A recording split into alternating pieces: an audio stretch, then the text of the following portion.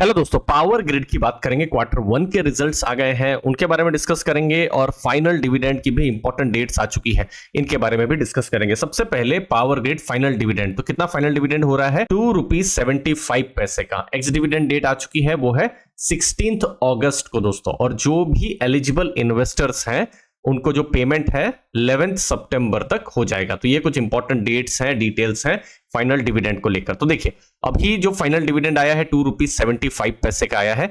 इससे पहले दो इंटरिम डिविडेंड भी आए हुए हैं, ₹4 और ₹4.50। तो कितना? ₹8.50 हुआ। और अभी का डिविडेंड अगर आप ऐड कर देते हैं तो ₹11.25 का टोटल डिविडेंड हो रहा है, टोटल जो फाइनेंशियल ईयर 24 में दोस्तों। जब मैं वीडियो बना रहा हूं तो 350 के आसपास में शेयर प्राइस है, तो 3.2% की यहां पर यील्ड हो रही है। अगेन ये डिपेंड करता है आपकी बाइंग के ऊपर। आपका बाइंग प्राइस सोच लीजिए कम होगा तो आपकी डिविडेंड यील्ड जो है वो ज्यादा भी हो सकती है। अब डिविडेंड पे आउट कितना है, मतलब फॉर एग्जांपल कंपनी ने ₹100 का प्रॉफिट किया है तो उसमें से वो ₹67 वो अपने इन्वेस्टर्स के साथ एज ए डिविडेंड वो शेयर कर रहे हैं। तो ये सब कुछ इंपॉर्टेंट चीजें रही डिविडेंड को लेकर, डिविडेंड एनालिसिस को लेकर। अब पावर ग्रिड की बात करते हैं। देखिए, पावर मतलब इलेक्ट्रिसिटी। ये वीडियो आप तक पहुंच पा रहा है क्योंकि पावर है। आप इस वीडियो को देख पा रहे हैं क्योंकि पावर है मोबाइल में या लैपटॉप में। तो हमारी लाइफ के साथ पावर इलेक्ट्रिसिटी जुड़ा हुआ है और यहां पर पावर ट्रांसमिशन का बिल्कुल इंपॉर्टेंट महत्व है।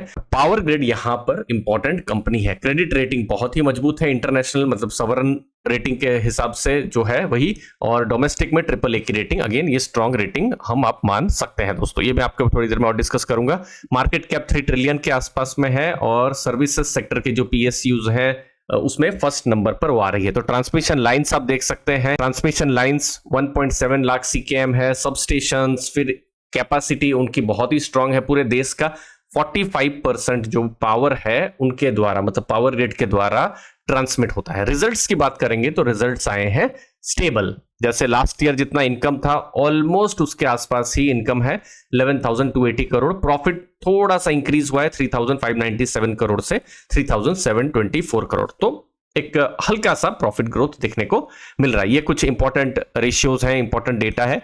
डेट आप देखेंगे 1.23 लाख करोड़ का है, लास्ट ईयर भी उतना ही था। तो ये बिजनेस में डेट रहेगा और ये बिजनेस का नेचर ही है, वो ध्यान में रखना है। बुक वैल्यू 97 के आसपास है, लास्ट ईयर 92.81 था, तो थोड़ा सा बुक वैल्यू में इंक्रीज देखने को मिला है। डेट टू इक्विटी 58/42%, मतलब डेट ज्यादा यहां पर है।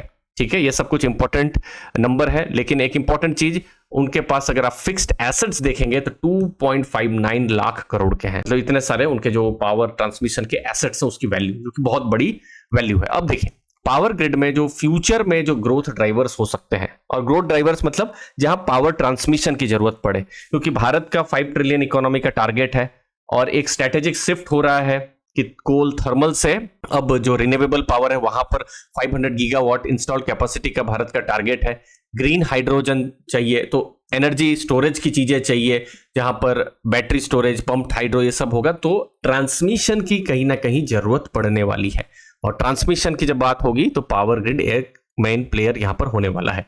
और जो पावर ग्रिड के जो बड़े प्लान्स हैं वो यहीं से ही दिख पा रहा है। 2 लाख करोड़ से ऊपर का उन्होंने अगले 8 साल में जो खर्चा है उसका टारगेट रखा है। ट्रांसमिशन बिजनेस में मैक्सिमम खर्चा होगा 1.9 लाख करोड़ का। अब जब वो खर्चा कर रहे हैं, इसको बोलते हैं केपेक्स। केपेक्स कौन सी कंपनी और क्यों करती है? जब कंपनी का बिजनेस स्टेबल चल रहा हो, अच्छा चल रहा हो और उनको भविष्य में भी ग्रोथ दिख रहा हो, तभी तो कोई बिजनेसमैन अपने बिजनेस में और ज्यादा केपेक्स करेगा या खर्चा करेगा।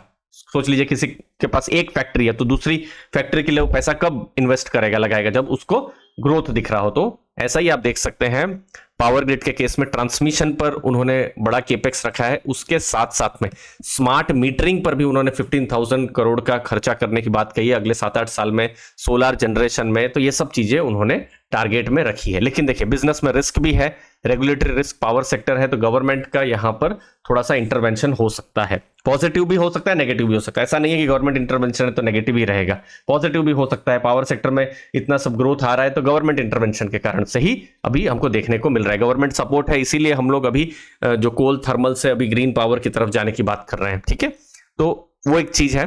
डेट हाई है और अगर फ्यूचर में अगर बोरोइंग कॉस्ट इंक्रीज होता है तो वो नेगेटिव हो सकता है। तो अब वैल्यूएशन और क्रेडिट रेटिंग में देखते हैं। तो देखिए सबसे पहले तो आपको मैं डेट टू इक्विटी दिखाता हूं 1.42। ट्रेडिशनल मैट्रिक्स आप देखेंगे तो ये ज्यादा है, ठीक है, लेकिन ये नेचर ऑफ बिजनेस है। तो यहां पर आप जैसे देखेंगे रेटिंग हमने जब इससे पहले भी दिखाई थी, इंटरनेशनल रेटिंग सॉवरेन रेटिंग के बराबर थी। ये इंडिया की रेटिंग्स हैं, अलग अलग जो उनके इंस्ट्रूमेंट्स हैं AAA की रेटिंग है। तो इसका मतलब क्या है कि उनका डेट ज्यादा है लेकिन कंपनी के पास कैपेसिटी है और रेटिंग एजेंसीज कॉन्फिडेंट है कि कंपनी का जो बिजनेस है स्टेबल बिजनेस है और वो जो पेमेंट है वो कर सकती है। तो उसको आप ऐसे एनालिसिस कर सकते हैं दोस्तों। ROC 13 के आसपास, ROE 18 के आसपास, जो कि एक डिसेंट, एक अच्छा कहा जाएगा। पी रेशियो 21 है।